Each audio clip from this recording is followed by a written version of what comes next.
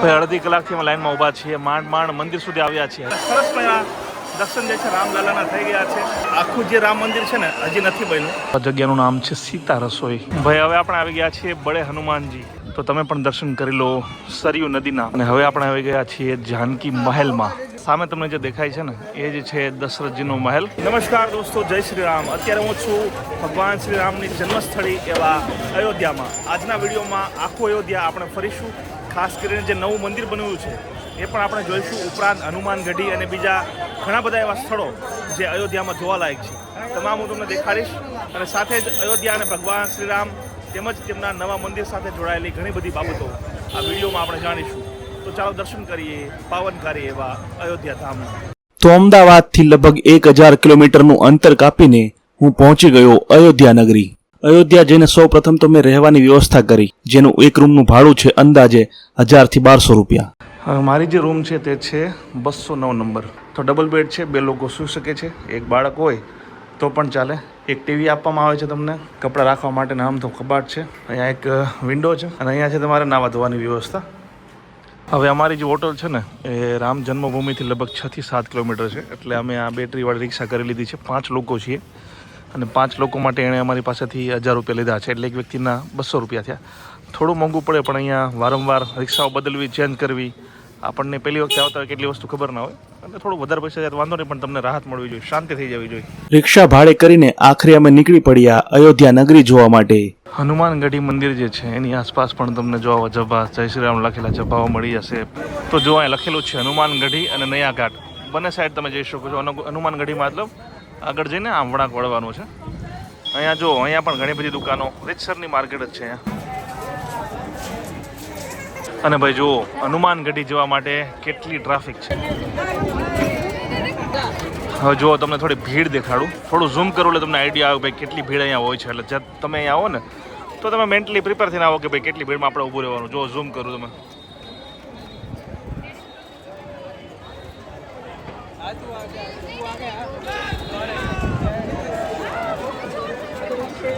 તો જોયું તમે સામાન્ય દિવસોમાં લગભગ 2 કલાકમાં વારો આવતો હોય છે. ભાઈ અડધી કલાકથી અમે લાઈનમાં ઊભા છીએ, માંડ મંદિર સુધી આવ્યા છીએ. હજી પણ મને લાગે છે કે અડધી પોણી કલાક તો ચોક્કસ થશે, કારણ કે અહીંયા ભીડ 100 થી વધુ હોય છે. જુઓ તમે,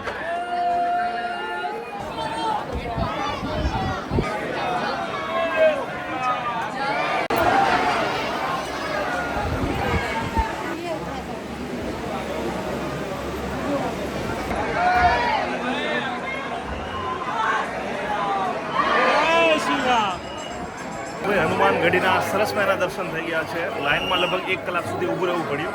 ઘણા લોકો એમ કહે છે કે 2 કલાક પણ થઈ જાય, પણ આપણે ખુશનસીબ છીએ કે 1 કલાકમાં જ આપણો વારો આવી ગયો.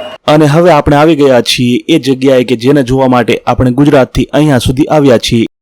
તો દોસ્તો બસ અહીંયાથી આપણે લાઈનમાં ચાલુ પડી જવાનું છે રામ મંદિર જવા માટે. હવે જો સારી વાત એ છે કે ફાસ્ટ ટ્રેક લેન છે, એક સુગમ દર્શન છે, અને વ્હીલચેર જો તમારી સાથે કોઈ મોટી ઉંમરના વ્યક્તિ હોય તો એનો પણ અલગ રસ્તો છે, એટલે કોઈ ચિંતા નથી. ભાઈ ગુજરાતની માફક યુપી અને ખાસ કરીને અયોધ્યામાં પણ ઉનાળામાં ખૂબ ગરમી પડતી હોય છે, પણ એની પણ વ્યવસ્થા છે. ઉપર જો મોટા મોટા છાપરા નાખી દીધા છે ભાઈ, એટલે જો તમે નીચે ચાલતા હશો ને તો ગરમી ઓછી પડશે.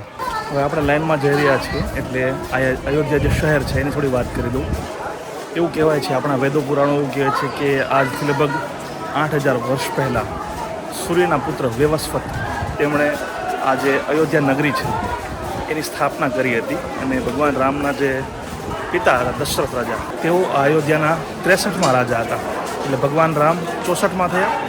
પછી ખાસી લાઈનમાં ઊભા રહ્યા બાદ અહીંયા તમારે ચપ્પલ જે છે એ અહીંયા મૂકી દેવાના છે. તો દોસ્તો લગભગ 1 કલાક સુધી લાઈનમાં ઊભા રહ્યા બાદ અમારો વારો આવી ગયો અને સરસ મજા દર્શન જે છે રામલાલાના થઈ ગયા છે. જે મૂર્તિ છે એના દર્શન કરીને ખરેખર આપણે અભિભૂત થઈ જઈએ છીએ. દર્શન કર્યા એના 15 મિનિટ છે થઈ ગઈ છે મારે, પણ હજી લોકો જે ઊંચા સ્વરમાં જય શ્રી રામ બોલતા હતા, હજી મારા કાનમાં રીતસરના પડઘા પડે છે. લોકો લગભગ છેલ્લી જે અડધી કલાક હતી જ્યારે મંદિરમાં અમે એન્ટર થયા હતા ત્યારથી સતત જય શ્રી રામના નારા લાગતા હતા. અમને નારા સાંભળીને ખરેખર અંદર ચેતના જાગે શરીરમાં. ઘણા લોકો તો રીતસરના રડતા હતા જ્યારે મૂર્તિના દર્શન લોકોને થતા હતા. રામ પ્રત્યેની આ દેશની આસ્થા છે કે વર્ષો સુધી એક નાના અમથા તંબુમાં એક રામલલાની મૂર્તિ રહી, તડકામાં વરસાદમાં આખરે એમનું ભવ્ય મંદિર બન્યું. અને જ્યારે લાખો લોકો એમના દર્શન કરવા માટે આ રામ મંદિરે, નવા બનેલા રામ મંદિરે આવે છે, ત્યારે એમના જે આંસુ છે એ ખુશી સ્વરૂપે ખુશીના આંસુ બહાર નીકળી જાય છે. દરેકને આ ભાવ જાગે છે.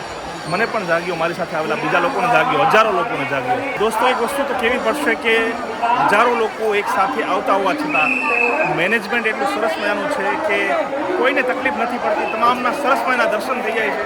કોઈ ધક્કા મૂકીને, કોઈ કશું નહીં. હવે જો એક વસ્તુ તો કેવી પડશે કે આખું જે રામ મંદિર છે ને હજી નથી બન્યું. મેઇન મંદિર છે એ લગભગ 80% બની ગયું છે અને મંદિરના પરિસરમાં પણ બીજું ઘણું બધું લગભગ 50% બાંધકામ ચાલે છે.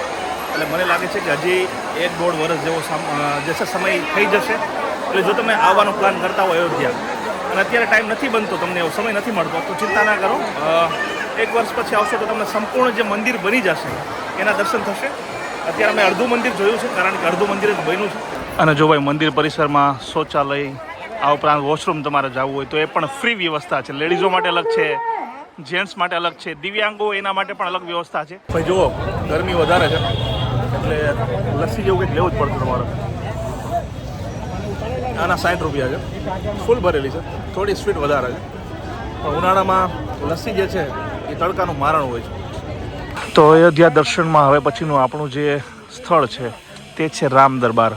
રામ દરબાર આપણે પહોંચી ગયા છીએ. 2 જગ્યાએ જેટલી ભીડ હોય છે એની સરખામણી હવે જેટલા સ્થળો આપણે જોવાના છે ત્યાં એટલી બધી ભીડ નહીં જોવા મળે. અને રામ દરબાર ઉપરાંત જાનકી ઘાટ બડા સ્થાન પણ કહેવામાં આવે છે. જો ઉપર લખેલું પણ છે, જુઓ.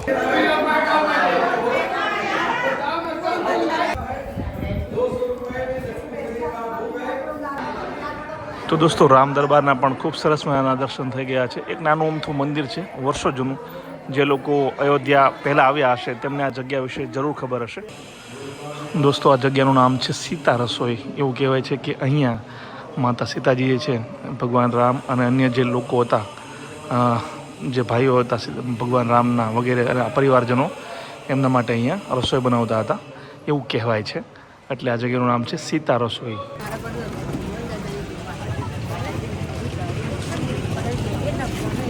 ભાઈ હવે આપણે આવી ગયા છીએ બડે હનુમાનજી. અયોધ્યામાં જે કેટલાક ફેમસ મંદિરો છે એમાં આ મોટા કદના જાયન્ટ હનુમાનજીનું મંદિર છે ને એ પણ એક છે.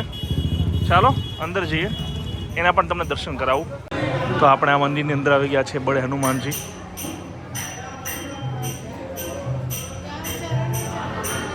તો એ હનુમાનજી જે છે એની મૂર્તિ છે મેઇન મંદિર.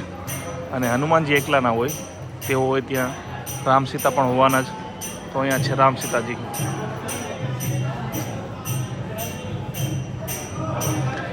અને આખું જે આ મંદિર છે કંઈક આ મુજબનું છે. જો અહીંયા પણ ભજન કીર્તન ચાલતા જ હોય છે. જો આખું મંદિર આવું છે. અને આગળની સાઈડમાં પણ કેટલીક જોવાલાયક જગ્યાઓ છે, પણ મેઇન જે છે આ છે બડે હનુમાનજી અને આ રામ સીતાજી. ભગવાન શ્રી કૃષ્ણએ જે પર્વત ઉચકી લીધો હતો એની એક રેપ્લિકા અહીંયા બનાવવામાં આવી છે. જુઓ, નીચે બધાય ગોકુલવાસીઓ છે અને ટચલી આંગળીએ ભગવાન કૃષ્ણએ આખો પર્વત ઉચકી અને જે ઘનઘોર વરસાદ થઈ રહ્યો હતો એનાથી લોકોને ગામને બચાવ્યા હતા. એની રેપ્લિકા છે. અને ભગવાન શિવજી એની માથેથી જુઓ ગંગાજી છે એ પ્રગટ થઈ રહ્યા છે. તો આ જે ચોક છે ને એને ભારત રત્ન લતા મંગેશકરજી, આપણા પ્રખ્યાત ગાયિકા, એના નામ પરથી લતા મંગેશકર ચોક એવું નામ સરકારે આપ્યું છે. અને દોસ્તો, હવે પછીનો આપણો જે પોઈન્ટ છે તે છે સરયુ નદીના કિનારે આવેલો નયા ઘાટ, કે જ્યાં સ્નાન કરવાનું પણ ખાસું મહત્ત્વ છે. તો મિત્રો, આ છે એ સરયુ નદી જેના કિનારે પાવનકારી અયોધ્યા નગરી વસી છે. તો તમે પણ દર્શન કરી લો સરયુ નદીના, પવિત્ર સરયુ નદી, જેનો ઉલ્લેખ આપણા વેદો, પુરાણો, અનેક ધર્મગ્રંથો છે એમાં કરવામાં આવ્યો છે. આ નદીને એકદમ પવિત્ર ગણવામાં આવે છે. અને એવું કહેવાય છે કે જેવી રીતે હરિદ્વારમાં ગંગા નદીનું મહત્ત્વ છે એવી રીતે અયોધ્યામાંથી વહેતી સરયુ નદીનું પણ એટલું જ મહત્ત્વ છે. અને જે પણ તમારા પાપો હોય એ મુક્ત થઈ જાય છે જ્યારે તમે આ સરયુ નદીમાં સ્નાન કરો છો. દોસ્તો, મારી પાછળ જે ખળખળ વહેતી સરયુ નદી છે ને એના વિશે ખૂબ ઓછા લોકોને મહત્ત્વ હશે કે ભગવાન શ્રી રામ અને તેમના જે ભાઈઓ છે, જ્યારે તેમનો માનવ દેહ એનો અંત આવ્યો ત્યારે આ જે સરયુ નદી છે ને એમાં જ તમામ ભગવાન શ્રી રામ સહિતના તમામ જે છે જળમગ્ન થઈ ગયા હતા. એક રીતે જળ સમાધિ લીધી હતી. અને જે રામ અવતાર છે એનો અંત આ જે સરયુ નદી છે ત્યાં આવ્યો હતો. શરૂઆત પણ અહીંયા થઈ હતી. સરયુ નદીના કાંઠે આવેલા અયોધ્યામાં ભગવાન શ્રી રામનો જન્મ, અને એ જ સરયુ નદીમાં તેમણે જળમગ્ન થઈ અને માનવ દેહ હતો વિષ્ણુ અવતાર લગભગ આજથી 6000 વર્ષ પહેલાં એનો અંત પણ આ સરયુ નદીમાં આવ્યો હતો. હવે જો અહીંયા તમને અલગ અલગ નાવ પણ જોવા મળતી હશે. જો તમે ઈચ્છો તો આ સરયુ નદી જે છે એમાં નૌકા વિહાર પણ કરી શકો છો. 25-50 રૂપિયા લેતા હશે એક વ્યક્તિના, તમને એક ચક્કર લગાવશે, એ પણ તમે અહીંયા કરી શકો છો. બાકી જે લોકો સ્નાન કરવા આવે છે એ લોકો જો સ્નાન કરી રહ્યા છે. ભાઈ જો અહીંયા સુધી આવી અને સ્નાન ના કરીએ તો કેમ ચાલે? તો મેં પણ સ્નાન કરી લીધું છે. મજા આવે, એકદમ ઠંડુ પાણી છે. આખો દિવસનો જે થાક છે એ પળવારમાં જ ઉતરી જાય. તો જો તમે પણ અયોધ્યા આવતા હોય તો સરયુ નદીમાં સ્નાન જરૂર કરજો. હવે દોસ્તો, અયોધ્યામાં પણ ગ્લુકોન-ડી જે છે ને એની માર્કેટિંગ સ્ટ્રેટેજી જુઓ. જે પણ ભક્તો આવે ને એમને મફતમાં ગ્લુકોન-ડી પીવડાવે. જુઓ, તડકો પણ વધારે છે, બ્રાન્ડિંગ પણ થઈ જાય, સાથે સાથે લોકો જે છે તડકાથી હેરાન હોય તો એમને પણ ઠંડક મળે. જો આ ગ્લુકોન-ડી આપણને આપી દીધું છે, રસના હોય ટાઈપનું છે. એ લોકોની જાહેરાત પણ થઈ ગઈ, લોકોને પણ થોડી રાહત મળી ગઈ. આમાં કંઈ ખોટું નથી. અને હવે આપણે આવી ગયા છીએ જાનકી મહેલમાં. અયોધ્યામાં આ પણ જોવાલાયક અને મહત્ત્વની જગ્યા છે જાનકી મહેલ. ચાલો જઈએ અંદર, શું છે જોઈએ. તો આ જાનકી મહેલ જે છે એ અંદરથી કંઈક આ મુજબનો લાગે છે. ઘણા બધા રૂમ પણ છે રહેવા માટેના. હવે શું વ્યવસ્થા હોય, કેવી રીતે ભાડે રાખી શકાતા હોય એ તો ખાસ ખબર નથી આપણને, કારણ કે હું પણ પહેલી વખતે આવું છું. પણ મેઇન જે આપણે અહીંયા આવ્યા છીએ એ દર્શન કરવા માટે, એ તમને હું કરાવું. ચાલો. और भगवान श्री राम की जय जयकार करी, स्तुति કરી. महर्षि ने कहा जोग जग जब तब व्रत कीना प्रभु कहा दई भगति पर. અયોધ્યામાં હવે આપણે આવી ગયા છીએ ભગવાન શ્રી રામના પિતાજી એવા દશરથજીનો રાજમહેલ જોવા માટે. ચાલો. તો આ સામે તમને જે દેખાય છે ને એ જ છે દશરથજીનો મહેલ. ચાલો, ચપ્પલ અહીંયા ઉતારી અને આપણે અંદર જઈશું. અને જો અંદર શૂટિંગ કરવાની પરવાનગી હશે તો અંદર શું શું છે જોવાલાયક એ પણ તમને દેખાડીશ. લગભગ વાંધો નહીં આવે એવું લાગે છે. જો બહારનો નજારો કંઈક આ મુજબનો છે. દશરથજીનો મહેલ ત્યારે 6000 વર્ષ પહેલાં કેવો હોય તો શું ખબર, પણ આ આધુનિક સમયનું છે આ. એટલે સ્વાભાવિક રીતે જ બિલ્ડિંગ પણ નવી હોવાની બની શકે જગ્યાએ હોય. તમને આખું 360 વ્યૂ દેખાડું જરા. જો કંઈક આ મુજબનું છે. ચાલો અંદર મંદિર જે છે ત્યાં પણ જઈએ. ઘણા બધા ભક્તો જે છે અહીંયા આવેલા છે. તો અયોધ્યાના દશરથ મહેલના પણ સરસ મજાના દર્શન થઈ ગયા. અંદર જે મંદિર છે એમાં રામ સીતાજી ઉપરાંત રાધા કૃષ્ણની પણ પ્રતિમાના દર્શન તમે કરી શકો છો. હવે જો તમે અયોધ્યા બાય ટ્રેન કે પછી બાય બસ કે પછી બાય પ્લેન આવ્યા હોય અને અયોધ્યામાં કોઈ પણ જગ્યાએ રોકાણા હોય ને, તો જે પણ 4-5 મેઇન જગ્યાઓ જોવાલાયક છે. પહેલાં તો રામ જન્મભૂમિ એટલે કે રામનું મંદિર, હનુમાન ગઢી, પછી દશરથ મહેલ. આ તમામ જગ્યાઓ જે છે ને બાજુમાં છે. અને કેટલીક જગ્યાઓ છે 2-3 કિલોમીટરના એરિયામાં આવેલી છે. એટલે જો તમે એક રિક્ષા ભાડે કરી લેશો અને 4-5 લોકો હશો તો મને લાગે છે કે 200 રૂપિયામાં એ 1-2 કલાક તમને ફેરવશે. તો દોસ્તો, મને આશા છે કે ભારતની પાવન નગરી અને ભગવાન શ્રીરામની જન્મસ્થળી એવા અયોધ્યાનો આ વિડીયો તમને જરૂર પસંદ આવ્યો હશે.